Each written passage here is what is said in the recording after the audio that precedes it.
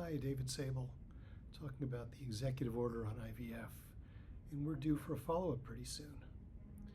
Now, a little bit of unsolicited advice to my friends in the federal government that are looking for ways to improve the availability to IVF. You're going to like this because there's a free market basis to what my recommendation is. What's that recommendation? Reinstate the 6 people in the CDC that oversee IVF data collection. You say, wait a second, where's the free market basis for this? Well, the free market basis is this. One of the things that keeps people away from treatment in IVF, and one of the things that inhibits investment in further expansion in IVF, is the fact that patients are unwilling to undertake the risk of losing money on a negative cycle. There's 2 parties that have to distribute that risk. There's the patients and then there's the clinics.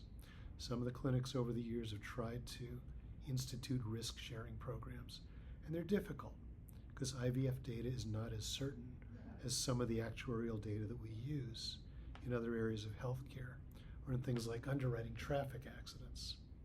Well, IVF is getting better and better, and with it, our data is getting better and better. If we can put that data together in aggregate in an efficient way, we make it easy to underwrite the risk of IVF.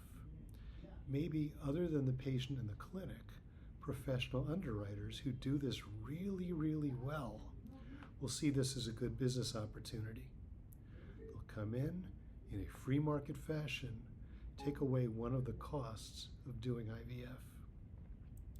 Now, this is a small investment on the government's part with a big return.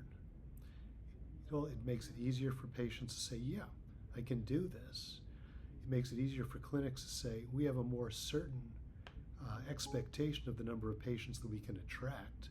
Therefore, we can invest into further IVF expansion.